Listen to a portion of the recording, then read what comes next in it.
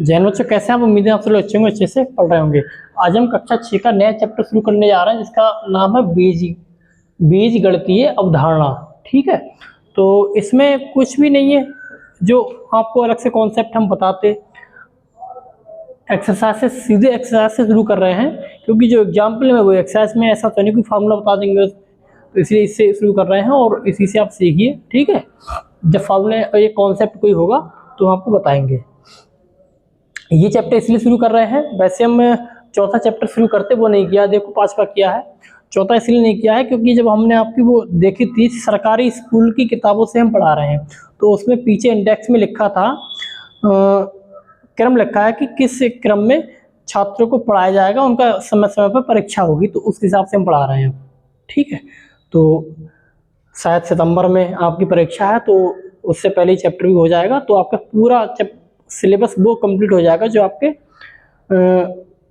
अभी एग्जाम में आएगा। ठीक है, तो इसमें पहला क्वेश्चन है, लिखा है शिक्षक प्रत्येक शिक्षार्थी को 3 पेंसिल देते हैं, यदि कक्षा में शिक्षार्थियों की कुल संख्या x हो तो बताइए शिक्षक शिक्षार्थियों को कुल कितनी पेंसिल देते हैं। ठीक है, देखो इसमें लिखा है, हल में सबसे पहले लिखेंगे हम कुल शिक्षार्थियों की संख्या।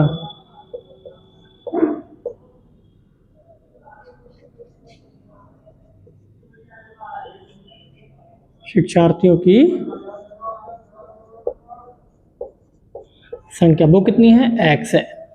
अब शिक्षक प्रत्येक शिक्षार्थी को 3 पेंसिल देते हैं, प्रत्येक को 3 पेंसिल देते हैं, प्रत्येक को 3 पेंसिल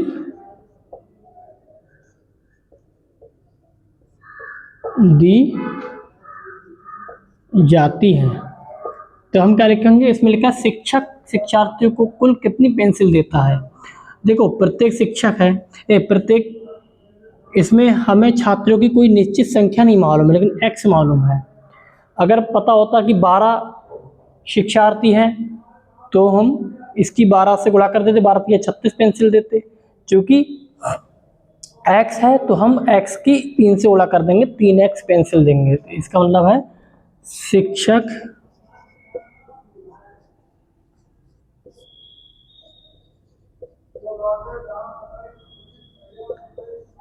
शिक्षार्थियों को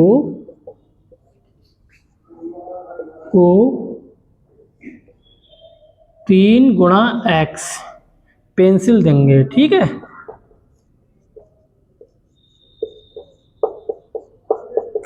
और इनकी गुणा करके लिख देंगे।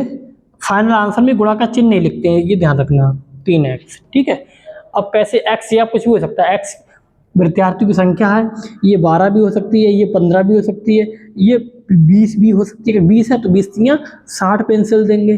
ठीक है, ऐसे गुणा कर देंगे, इसलिए हम गुणा हमें करनी पड़ेगी, तो हमको x की 3 से गुणा करनी पड़ेगी, 3x पेंसिल देंगे, यही हमारा आंसर है। ऐसे करते हैं। ठीक है, अब देखिए हमको इसमें क्या करना है, ये बॉक्स है, इसमें कोई बीजीय संख्या लिखनी। बीजीय संख्या देखो होती कौन सी है, A to Z कोई भी संख्या होगी बीजीय संख्या होगी। अंग्रेजी वर्णमाला के A to Z कोई भी संख्या होगी वो बीजीय संख्या होती है। अच्छा, चर होते हैं वो। ठीक है, तो वो संख्या हमें लिखनी है और उस किसके स्थान पर लिखी आ रही वो भी हमें लिखना है। तो देखो 12 5 17 होते हैं, यहाँ पर भी 17 है, तो यहाँ 5 लिखा है, तो यहाँ कितने होंगे, बीजीय संख्या लिखनी है, हमें क्या लिखनी है यहाँ पर x। तो x की जगह पे क्या होगा, x यहाँ पे होगा 12, ये आंसर है। यहाँ पर बीजीय संख्या लिखनी है क्या, x, x यहाँ पे क्या होगा, यहाँ पर x यहाँ पे होगा 10, ये आंसर है।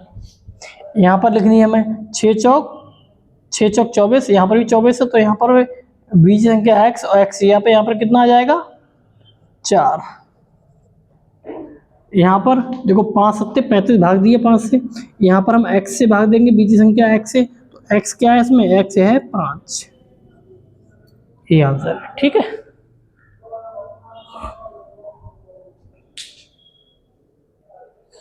देखो क्वेश्चन हम बोर्ड पे लिखेंगे नहीं, ये क्वेश्चन है 3, 4 और 5, इनको आप लिख लो, वीडियो रोक के आप नोट कर लेना इनको, ठीक है। इनको हम अभी एक एक करके हल करते हैं, ठीक है। तो इसमें तीसरा क्या है, तीसरा है रहीम के पास 10 रुपए थे। रहीम के पास, सूचना लिख लेंगे, रहीम के पास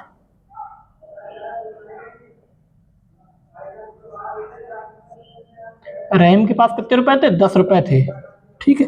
अब उसने क्या किया, उसने कुछ रुपए रजिया को दे दिए, तो उसके पास कितने रुपए बचे। इस संबंध को अक्षर संख्याओं की सहायता से व्यक्त करो, वही बीजीय, अक्षर संख्या मतलब बीजीय संख्या, ठीक है। रजिया को कुछ रुपए दे दिए, अब लिख देंगे माना रहीम ने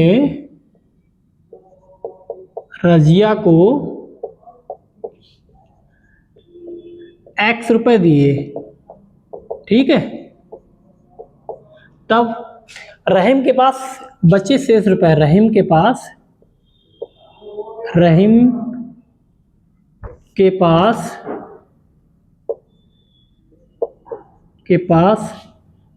बचे शेष रुपए, वो कितने बचे, टोटल रुपए हैं 10, उसने रजिया को दिए x, अब ये रुपए बचे, 10 में से x घटा दो, ये रुपए उसके रहीम के पास बचे, ये हमारा आंसर है, ठीक है। अब चौथा देख लो एक बार फिर से, आप वीडियो रोकना और चौथा सवाल नोट कर लेना, ठीक है। इसमें लिखा है एक बगीचे में कुछ पेड़ थे, चौथा है एक बगीचे में कुछ पेड़ थे, 50 पेड़ और लगा देने पर पेड़ों की संख्या 120 हो गई। तो हमको इसमें उस कथन को व्यक्त करना है ऐसे ही, ठीक है। माना बगीचे में x पेड़ थे, तब 50 पेड़ और लगा दिए, तब पेड़ों की कुल संख्या कितनी हो गई, 50 पेड़ और लगाने पर, 50 पेड़, जी पेड़ x थे, इसमें 50 पेड़ और लगा दिए, यानी 50 में जोड़ दो, तब पेड़ों की संख्या कितनी हो गई, 120 हो गई, ठीक है। यही हमको व्यक्त करना था, ठीक। अगर आपको आंसर निकालना है तो इसे घटा लो, कितने हो जाएंगे, 70 बचेंगे, तो x बराबर 70, यानी कि उसमें बगीचे में 70 पेड़ पहले थे, 50 पेड़ और लग गए, तो 7 5 12 120 पेड़ हो गए, ठीक है। उत्तर की जांच भी हो गई, ठीक है ना। अब अंतिम सवाल 5वां, इसी का समय की बचत होती है, हम इस पे लिखते फिर वीडियो रोकते, उसमें क्या होता है ना, थोड़ा बहुत समय जाता है, उस समय की बचत हो गई कि मैं आपको सवाल दिखा दिया, आपको वैसे भी आपको लिखने ही है वीडियो रोक के, ठीक है। एक बार फिर से देख लो 5वां सवाल। अब ये 5वां सवाल, अक्षर n और m के प्रत्येक प्रतिरूप को तीलियों से बनाने के लिए आवश्यक तीलियों की संख्या के लिए नियम ज्ञात कीजिए। नियम लिखने के लिए एक चर का प्रयोग करना है हमको, ठीक है। 5वां सवाल लिखा है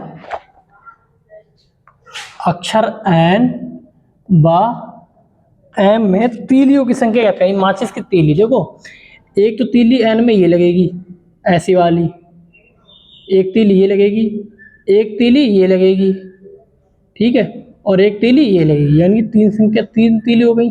अब ऐसे प्रतिरूप कितने बनेंगे, वो n तक बनेंगे, उनकी संख्या डिसाइड नहीं है, चर का प्रयोग करना, n तक बनेंगे, तो उसका नियम क्या होगा, 3n n की जगह कितनी प्रतिरूप हो सकते हैं, n की कोई भी संख्या, n 4 है।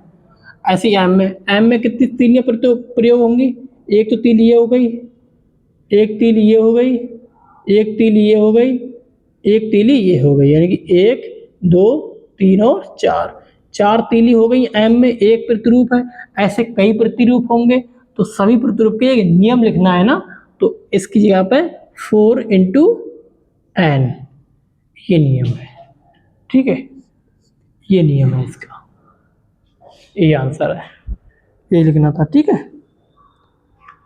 देखो अब अगले चैप्टर में क्या होगा मैं आपको बता दे रहा हूँ। जो कॉन्सेप्ट है, कॉन्सेप्ट इसमें कुछ नहीं, जो जोड़ घटाव हमने सीखा तब वही है। अब इसमें हमें संख्या क्या एक्स वाई के रूप में जोड़ना है। जैसे अगर हमसे कोई कहे 5 में एक्स जोड़िए, 5 में एक्स जोड़ें तो कैसे करेंगे, 5 प्लस एक्स, यही आंसर है, ठीक। ऐसे करते हैं, 5 में एक्स की गुणा करो तो 5 गुणा एक्स, अंतिम आंसर 5x, क्योंकि गुणा का चिन्ह अंतिम आंसर में नहीं लिखते हैं। 5 को x से भाग करो, ये हो गया, 5 में x घटाइए, ऐसे हो गए। ऐसे करते हैं जोड़ घटा गुणा भाग, और सारे नियम, क्रमबद्ध में नियम, गुणा का नियम, सारे नियम ये फॉलो होते हैं इसमें, ठीक है।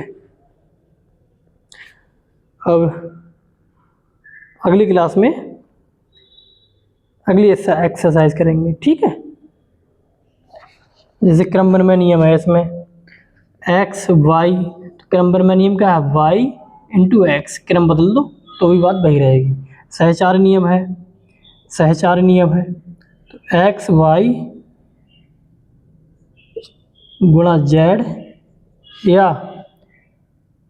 एक्स गुणा वाई इंटू जेड, ये क्या है, सहचार नियम।